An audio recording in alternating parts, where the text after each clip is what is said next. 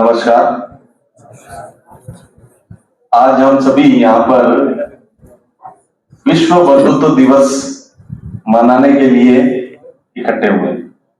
राष्ट्रीय सेवा योजना की इकाई विद्यावन पॉलिटेक्निक कॉलेज और विवेकानंद केंद्र कन्याकुमारी शाखा उदयपुर के संयुक्त तत्वावधान में ये एक विश्व बंधुत्व दिवस हम लोग यहाँ पर मना रहे हैं। विश्व बंधुत्व दिवस व्यक्ति उपस्थित हैं। मैं आशीष जी सिंघल साहब का स्वागत करता हूं।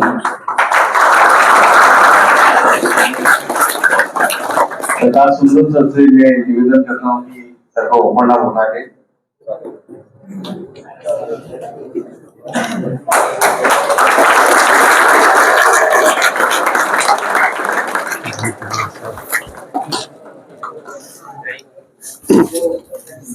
आशीष जी सिंघल साहब जो है मोटिवेशनल स्पीकर हैं और ध्यान और योग के प्रशिक्षक भी हैं।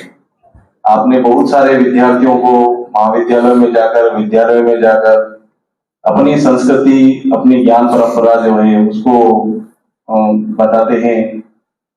और यहाँ की जो सिक्योर मीटर जो कंपनी है उसमें आप इंजीनियर इलेक्ट्रिकल इंजीनियर हैं, तो मैं सर का स्वागत करता हूँ यहाँ पर। चलिए आगे की जो कड़ी है उसमें मैं अब ज्यादा समय नहीं लेते हुए आदरणीय आशीष जी भाई साहब को मंच पे आमंत्रित करता हूँ कि वह अपना उद्बोधन।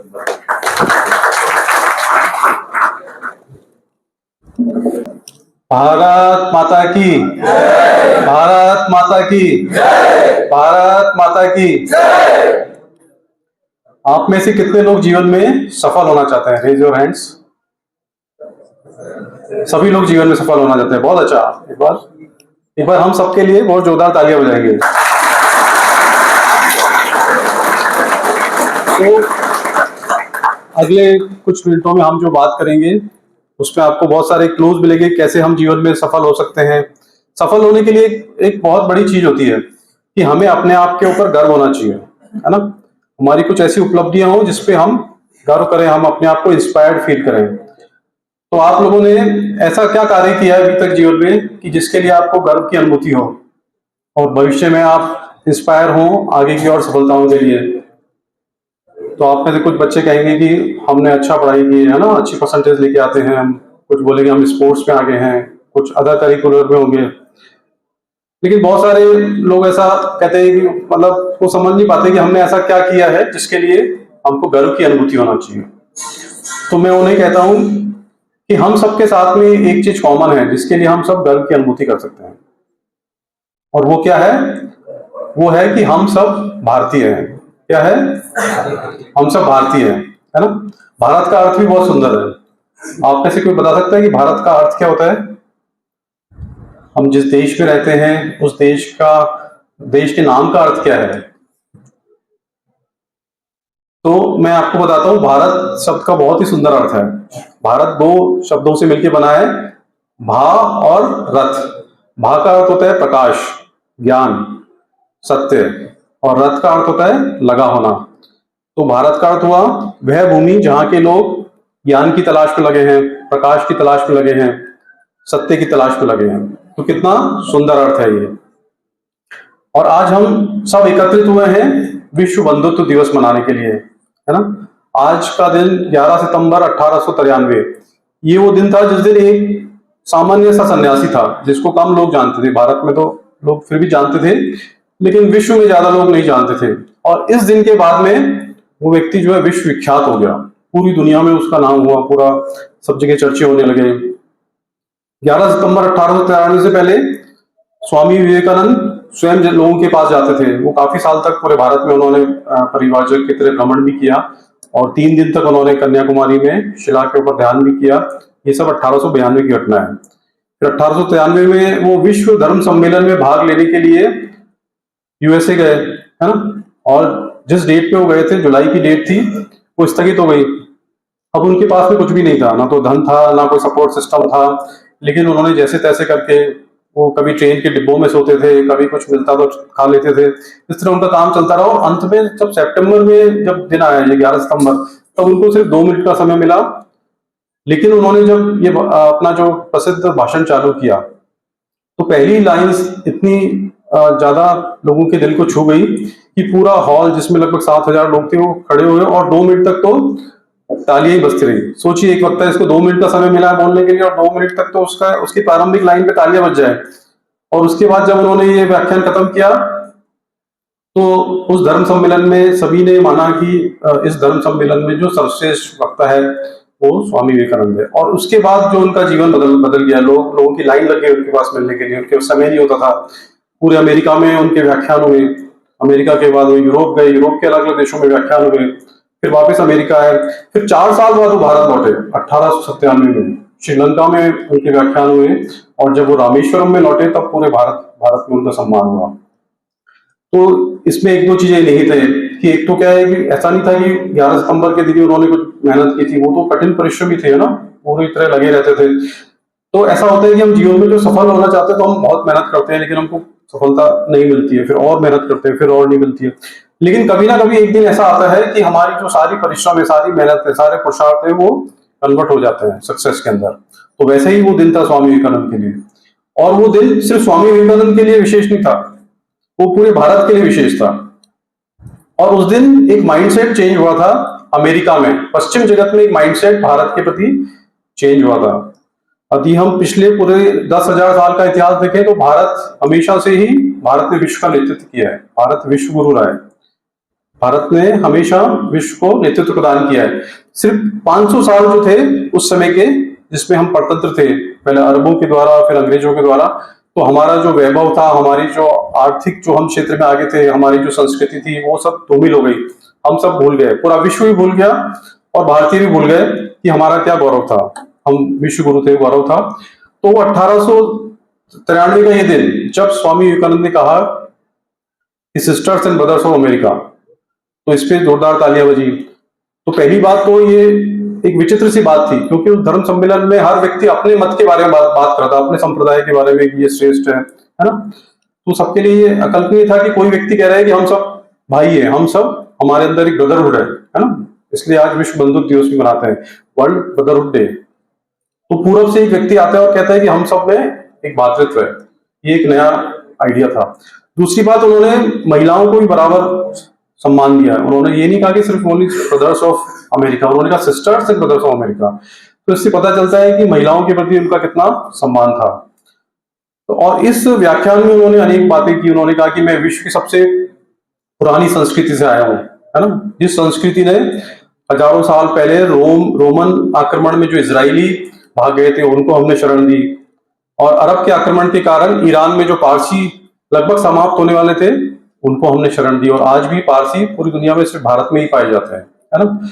तो विश्व के अनेकानेक स्थानों से जो सताए हुए लोग थे, देशों के द्वारा, सभ्यताओं के द्वारा, धर्मों के द्वारा, उनको शरण देने वाला एक ही स्थान था, वो था भारत भूमि।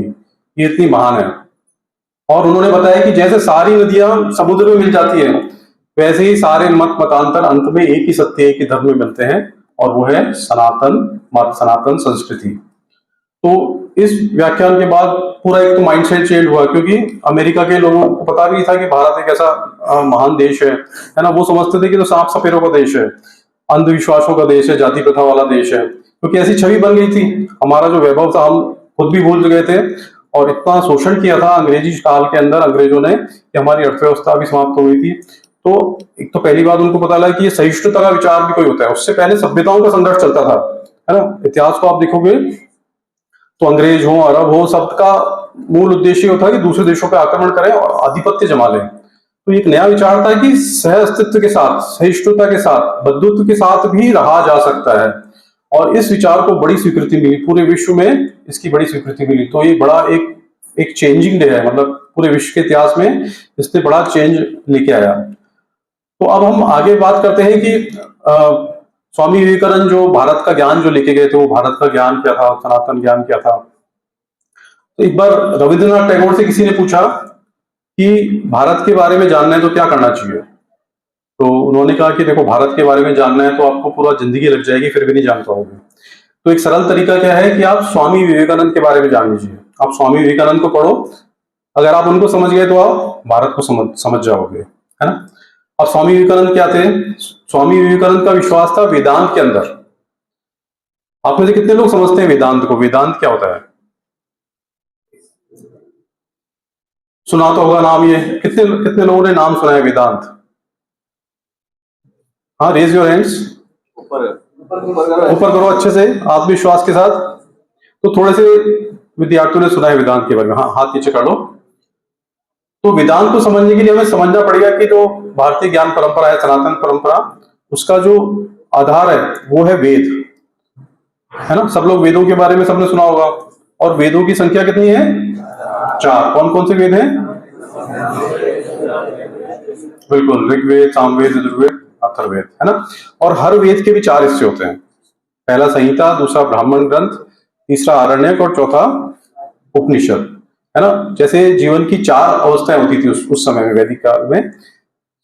ब्रह्मचारी आश्रम, गृहस्थ आश्रम, वानप्रस्थ और संन्यास आश्रम। तो उन 4 आश्रमों से ये चारों हिस्से अलाइन थे, है ना। संन्यास आश्रम के से अलाइन था उपनिषद। वेदों का अंतिम हिस्सा होने के कारण उपनिषदों को वेदांत भी कहते हैं। वेदों का अंतिम हिस्सा होने के कारण उपनिषदों को वेदांत भी कहते हैं। तो उपनिषदों के बारे में सुना है किसी ने? कितने लोगों ने उपनिषद के बारे में सुना है? उपनिषद की कोई कहानी सुनी हो?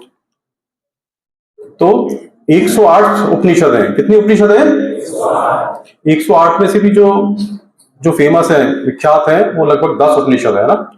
केन उपनिषद है, उसमें मुंडूक उपनिषद है, मांडुक्य उपनिषद है, ईशावास्य उपनिषद है, प्रश्न उपनिषद है और बृहद उपनिषद है। तो ऐसी मुख्य 10 उपनिषद है जिसपे आदि शंकराचार्य ने भाष्य लिखे और स्वामी विवेकानंद ने भी इन पे बहुत लिखा है।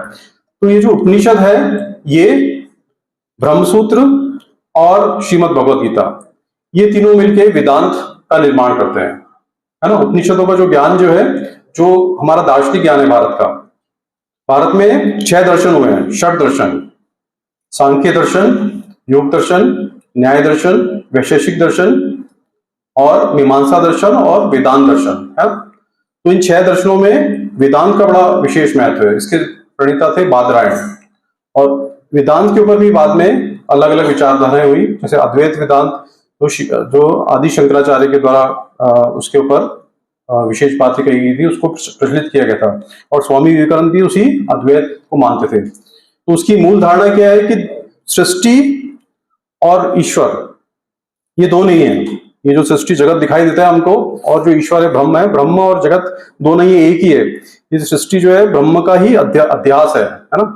ये ब्रह्म का ही रूपांतरण है, ईश्वर का ही रूपांतरण है संसार।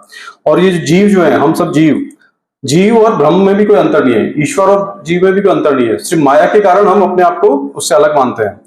तो जब हम साधना के द्वारा, है ना, मन बुद्धि अहंकार से परे हम अपने आप को देख पाते हैं, अपनी चेतना को, तो हम इस स्थिति में आ जाते हैं कि हमारे अंदर अहम ब्रह्मास्मि का भाव जागता है। तो यही वेदांत का दर्शन है।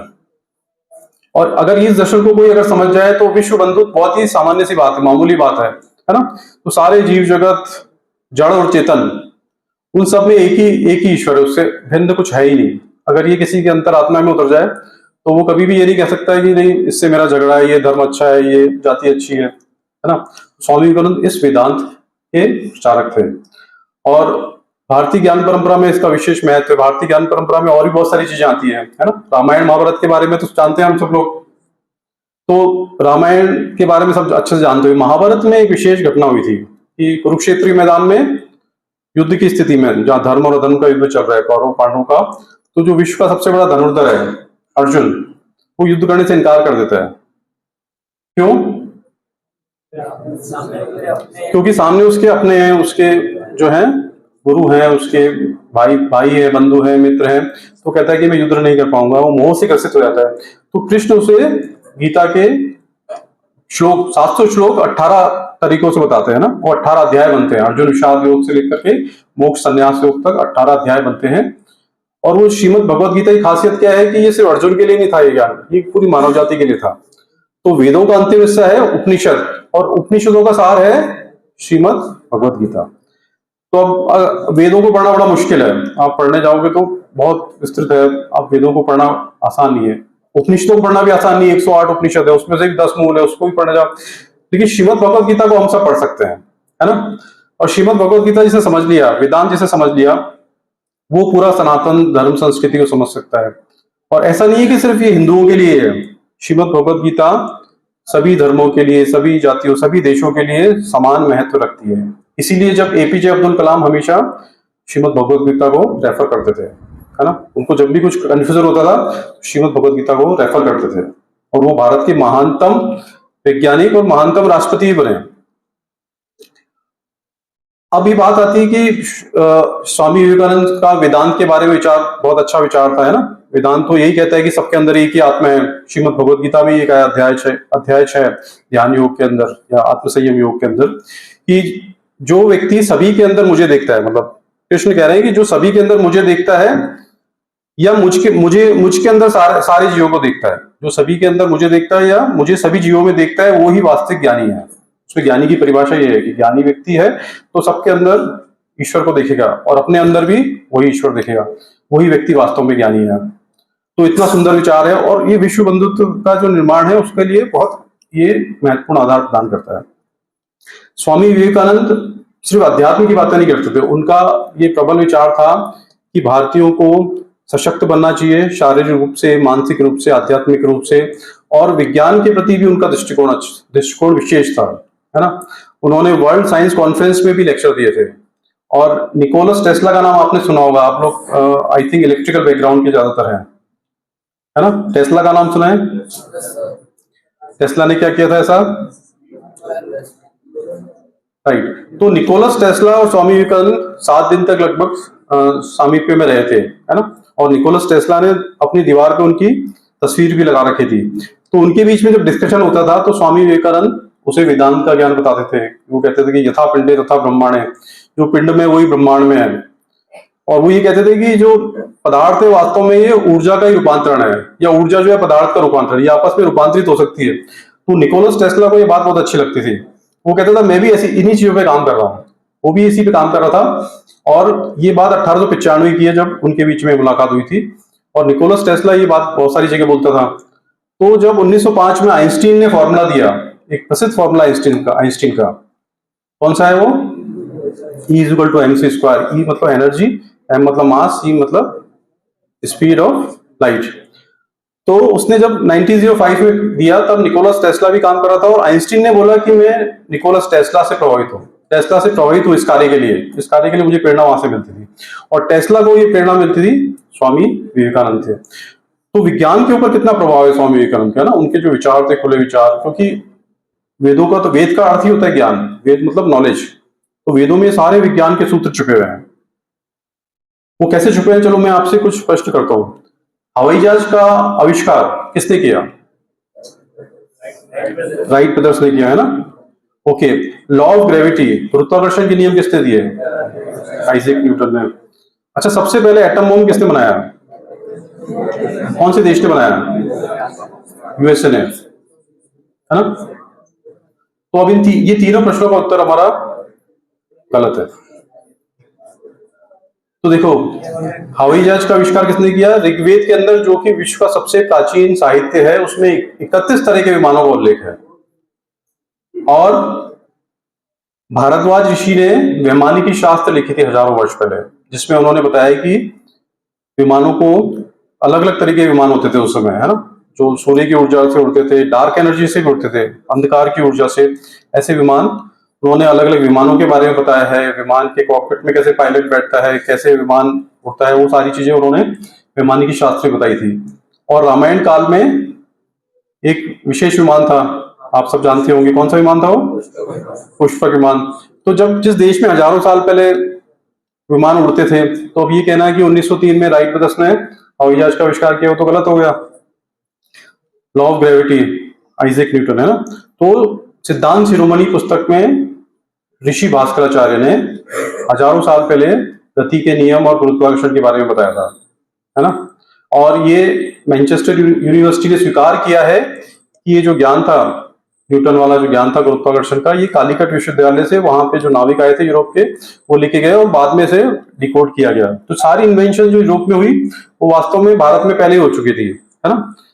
और ओपनजेहाइमर, जिन्होंने अभी हमने बोला परमाणु बम अमेरिका ने बनाया, तो ओपनजेहाइमर जिन्होंने ये परमाणु बम बनाया था, जब उनसे पूछा कि आपका प्रेरणा स्रोत क्या था इस परमाणु बम के लिए, तो उन्होंने बताया कि मैंने इसके लिए महाभारत का अध्ययन किया। महाभारत में एक संधारक शस्त्र आता है जिसका नाम है ब्रह्मास्त्र, उसका मैंने स्टडी किया, उसके बेस पे मैंने ये बम बनाया। उनका जो इंस्टीट्यूट था उसका नाम था ट्रिनिटी, मतलब त्रिदेव, ब्रह्मा विष्णु महेश।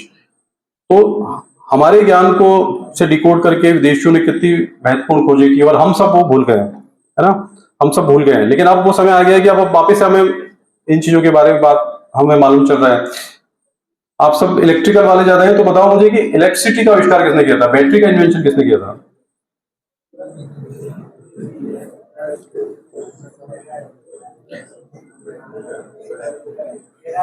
तो ऐसा बोलते हैं कि 1800 में 1800 वोल्टा ने एक बैटरी बनाई थी। तो मैं आपको बताता हूं कि अगस्त ऋषि का नाम किस किसने सुना है?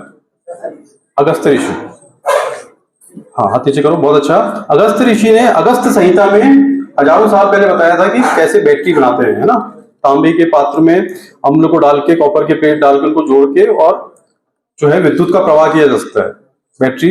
इस तरह उन्होंने बैटरी का इन्वेंशन, विद्युत का आविष्कार जो था अगस्त ऋषि ने किया था।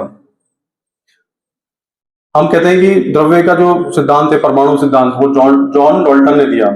वास्तव में वो ऋषि कणाद ने दिया था, है ना, वैशेषिक दर्शन के प्रवर्तक, उन्होंने हजारों साल पहले ऋषि कणाद ने ये सिद्धांत दिया था। तो जितनी भी विज्ञान की खोजें हुई, जब पूरी दुनिया में लोग जंगलों में निवास करते थे, गुफाओं में निवास करते थे, तब भारत में राम सेतु जैसा ब्रिज बना था जो भारत और लंका को जोड़ता है, रामायण काल में, है ना। द्वारिका नगरी बनी थी श्री कृष्ण के समय, जो आज भी समुद्र में उपस्थित है। और तो जो गंगा नदी है, जिसको हम समझते हैं कि एक प्राकृतिक नदी है, वो वास्तव में मनुष्य के प्रयासों का परिणाम था, और ऋषि भागीरथी और उनके साथ हजारों लोगों ने मिलकर ये वर्तमान स्वरूप में उसको लेके आए थे। तो कितना स्थापत्य कला में हम बहुत आगे हैं ना, खास करके सिविल इंजीनियर को यहाँ बैठा है तो।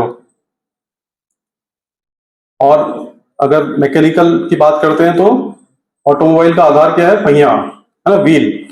तो सबसे जो पुराने व्हील के अवशेष मिले पहिए के, वो सिंधु घाटी सभ्यता में मिले, भारत में मिले हैं। तो कहने का तात्पर्य है कि प्राचीन काल में हम विज्ञान के क्षेत्र में, अध्यात्म के क्षेत्र में, हर क्षेत्र में आगे थे। और इसी चीज को स्वामी विवेकानंद पूरी दुनिया को नहीं, और साथ साथ भारतीयों को भी बताना चाहते थे। अर्थव्यवस्था के क्षेत्र में हम आगे थे। 1500 ईस्वी तक विश्व के कुल उत्पादन का 75%, 3/4 भारत में होता था, है ना। कहते हैं कि भारत सोने की चिड़िया था, यहाँ दूध और घी की नदियां बहती थी। इसका मतलब क्या है कि इतना पशुधन था कि किसी को शुल्क नहीं देना पड़ता था, दूध के लिए, दही के लिए, घी के लिए। कोई भी व्यक्ति गरीब नहीं था भारत में, हर व्यक्ति समृद्ध था। और शिक्षा की क्या स्थिति थी? अंग्रेजों ने डॉक्यूमेंट किया है कि भारत में 97% से ज्यादा लिटरेसी है। क्यों? क्योंकि हर गांव के बाहर एक गुरुकुल होता था और उसमें मुफ्त शिक्षा मिलती थी, है ना। और सिर्फ किताबी ज्ञान नहीं, उसमें प्रैक्टिकल नॉलेज दी जाती थी। तो ऐसा हमारा, और हजारों साल पहले भारत में विश्वविद्यालय थे, नालंदा, तक्षशिला, विक्रमशिला जैसे अनेक विश्वविद्यालय थे, जिसमें पूरी दुनिया के लाखों विद्यार्थी पढ़ते थे। पूरी दुनिया से लोग ज्ञान की तलाश में भारत में आते थे। इसलिए भारत को विश्व गुरु कहते हैं, क्योंकि ज्ञान के लिए पूरी दुनिया भारत की तरफ देखती थी। सही क्या है जीवन में, क्या सही है, वो जानने के लिए भारत की तरफ देखती थी, है ना। लेकिन समय के साथ प्रपंचता के युग में ये वैभव जो था वो हमने खो दिया। लेकिन अब वो समय वापस आ गया है ना। आजादी के बाद हमने प्रोग्रेस की है, हम प्रोग्रेस कर रहे हैं ना अभी। जैसे हम दुनिया की तीसरी सबसे बड़ी अर्थव्यवस्था बनने वाले हैं, पता है आप लोगों को। और विश्व का सबसे बड़ा लोकतंत्र है हम। दुनिया की सबसे ताकतवर सेनाओं में 3 सेनाओं में भारत का नाम आता है ना। हम 5000 किलोमीटर, 12000 किलोमीटर तक जाने वाली मिसाइलें हमारे पास में है ना। ऑपरेशन सिंदूर में अभी हमारे पड़ोसी ने भी हमारी मिसाइलों का स्वाद चखा था, जब उसके 11 एयरबेस नष्ट हो गए, है ना। मंगलयान, चंद्रयान, गगनयान, स्पेस के बहुत सारे प्रोग्राम चल रहे हैं, है ना। हम मंगल और चंद्रमा तक पहुंच चुके हैं। विश्व में सबसे ज्यादा वैक्सीन कौन बनाता है? भारत बनाता है। कोरोना के युग में करोड़ों लोगों तक अलग अलग देशों में वैक्सीन पहुंचाई गई। तो अब हमारा उद्भव वापस हो रहा है, हम वापस जो है विकसित होते जा रहे हैं। और अगर हमको पुनः वो स्थान प्राप्त करना है, विश्व गुरु का स्थान प्राप्त करना है, जो कि स्वामी विवेकानंद का सपना था कि हम भारत जो है फिर से विश्व गुरु बने। वो किस लिए बने? इसलिए नहीं कि हम दूसरों पे आधिपत्य करना चाहते हैं, वो इसलिए कि विश्व में बंधुत्व, विश्व में शांति तभी आएगी कि जब भारत पुनः वो स्थान प्राप्त करेगा। क्योंकि ये वसुधैव कुटुंबकम का जो भाव है, अनेकांतवाद का भाव है, जो सहअस्तित्व का भाव है, वो हमारी आत्मा पे बसता है ना। अयम निज परोवेति गणना लघु चेसाम उदार चरिता नाम तू वसुधैव कुटुंबकम। तो ये मेरा है, ये तेरा है, ये छोटी बुद्धि वाले लोगों का काम होता है। उदार चरित्र वालों के लिए तो पूरी पृथ्वी कैसी है?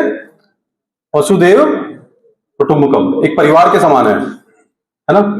और जब ये भाव हम सबके अंदर उतरेगा और हम सब परिश्रम करेंगे, इसके लिए हमें बहुत परिश्रम करना पड़ेगा। भारत को पुनः विश्व गुरु बनाने के लिए हम में से हर व्यक्ति को, जो यहाँ भी उपस्थित है, आपके पास में अपने जीवन का एक उद्देश्य होना चाहिए, क्लियर उद्देश्य, और उसके लिए फिर कठोर परिश्रम करना पड़ेगा। जब ऐसे करके बहुत लाखों करोड़ों हिंदू भारतवासी जब कठोर परिश्रम करेंगे और अपने अपने उद्देश्यों में सफल होंगे, तो वो दिन दूर नहीं है। 2047 में जब आधुनिक भारत की स्वतंत्रता के 100 वर्ष पूरे होने वाले हैं, तब हम विश्व गुरु बन सकते हैं, अगर हम सब मिलकर प्रयास करें तो, है ना। हम पुनः विकसित राष्ट्र बन सकते हैं। तो आप में से कितने लोग इसके लिए प्रयास करेंगे? Raise your hands. कितने लोगों को भरोसा है कि हम 2047 तक पुनः भारत को विश्व गुरु बना सकते हैं? बहुत अच्छा, एक बार जोरदार तालियां अपन सबके लिए।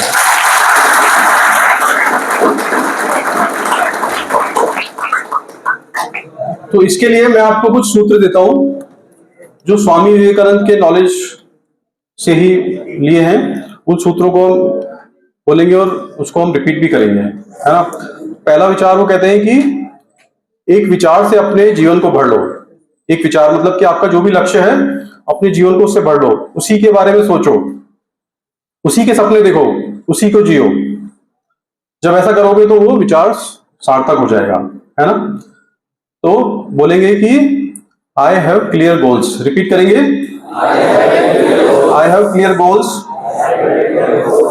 विवेकानंद कहते थे कमजोरी से बढ़कर कोई पाप नहीं है, अपने आप को कमजोर मानने से बढ़कर कोई पाप नहीं है। तो बोलेंगे I am strong, I am strong.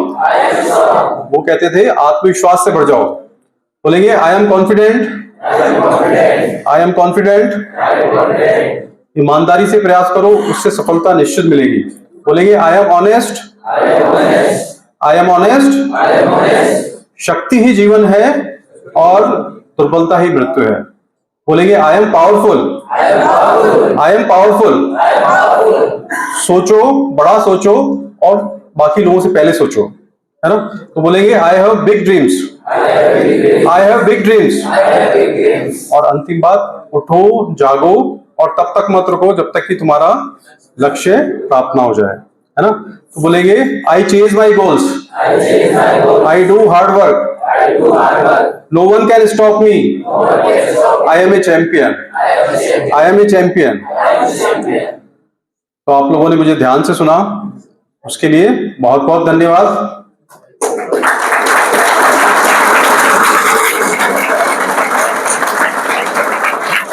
एक छोटा सा हम ध्यान करेंगे, क्योंकि अगर स्वामी विवेकानंद पे बात हो, वेदांत पे बात हो और हम ध्यान ना करें तो बात कंप्लीट नहीं होती है ना। हमारे सारे देवी देवता, सारे ऋषि मुनि, सारे जो महान हस्ती, सबने ध्यान किया और ध्यान से ही वो अपनी जो क्षमताओं को उठा पाए। तो हम एक मैत्री ध्यान करेंगे, विश्व मैत्री ध्यान। रीढ़ की हड्डी सीधी, आंखें बंद।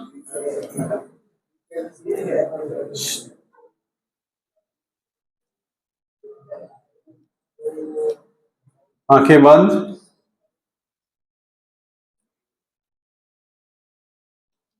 पूरा शरीर स्थिर, सिर से लेके पांव तक शरीर में कोई गति नहीं।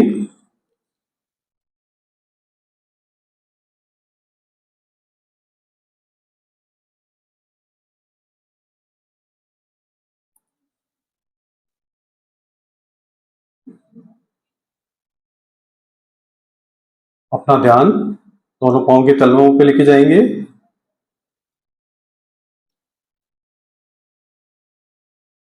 दोनों पाँव पे अपना ध्यान को लेके जाएंगे। देखेंगे कि पूरा शरीर स्थिर है, शरीर में कोई गति नहीं है। पेट, चेस्ट, पीठ और कमर, पूरी बैक स्थिर है, कोई गति नहीं है। कंधे और दोनों हाथ, गर्दन और गला,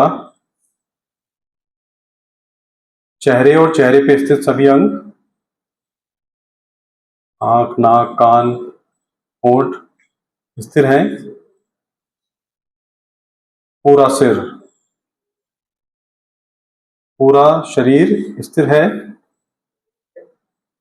अब अपना ध्यान अपनी श्वास पे लेके जाएंगे, अपनी ब्रीथ के ऊपर। आती हुई श्वास को देखना है और जाती हुई श्वास को देखना है। श्वास की गति को बदलना नहीं है, जैसी भी चल रही है चलने देना है। बस साक्षी भाव से अपनी श्वास को ऑब्जर्व करना है।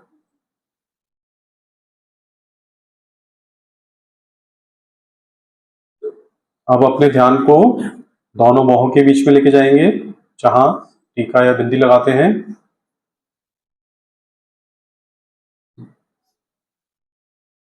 किसी भी प्रकार के विचार अगर आ रहे हैं तो विचारों को आने देंगे, उन्हें रोकना नहीं है। साक्षी भाव से विचारों को देखना है।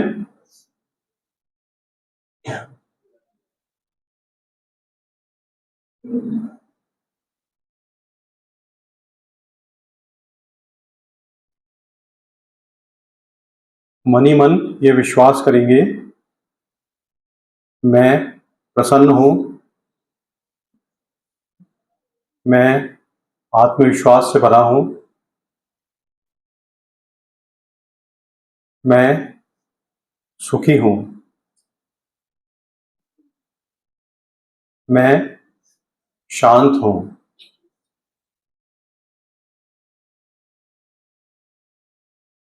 अब अपने माता पिता और परिवार के अन्य सदस्यों के बारे में विचार करेंगे और ये अफर्मेशन देंगे अपने आप को, मेरा परिवार सुखी है, मेरा परिवार प्रसन्न है, स्वस्थ है, मेरे परिवार में एक मैत्री का भाव है।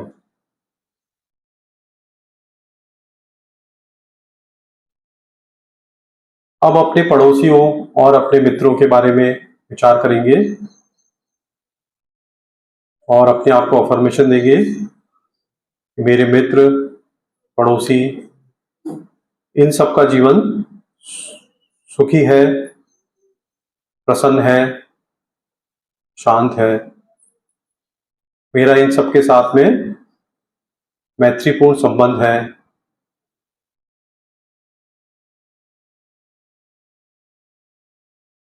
अब ऐसे व्यक्तियों को याद करेंगे जिनसे आपका द्वेष है, जिनको आप पसंद नहीं करते, जिन्होंने कभी आपको सताया है, परेशान किया है।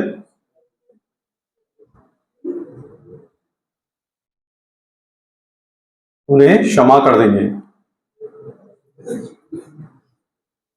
ऐसे व्यक्तियों को क्षमा कर देंगे और उनके लिए भी प्रसन्नता की कामना करेंगे, मैत्री की कामना करेंगे।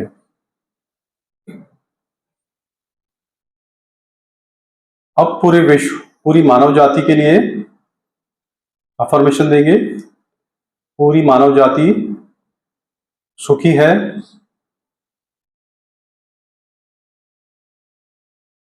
किसी भी प्रकार का तनाव, युद्ध नहीं है, मनुष्यों में परस्पर बंधुत्व का भाव है, मैत्री का भाव है।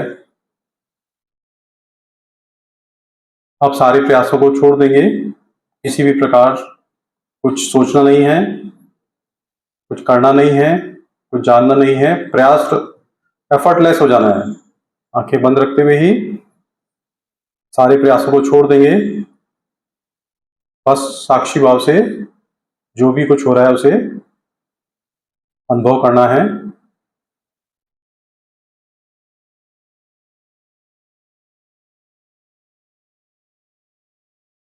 सर्वे भवन्तु सुखिनः, सर्वे सन्तु निरामया, सर्वे भद्राणि पश्यन्तु, मा कश्चित् दुःखभाग् भवेत्। ओम शांति शांति शांति।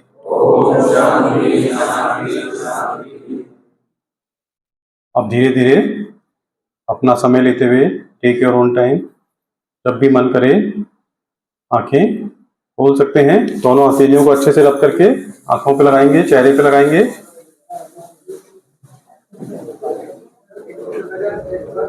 अब अगले 24 घंटे तक, वैसे तो आगे तक भी करना है, अपने को शांत रहना है, प्रसन्न रहना है, और जो बातें सुनी है उनको स्मरण करना है ना।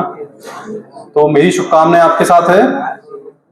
आप अपना कैरियर बिल्ड कीजिए और अपना कैरेक्टर बिल्ड कीजिए। विद्यार्थियों के लिए 2 ही लक्ष्य हैं, और जिसका कैरेक्टर अच्छा होता है उसके लिए कैरियर कोई चिंता का विषय नहीं है। तो बहुत बहुत धन्यवाद, थैंक यू वेरी मच।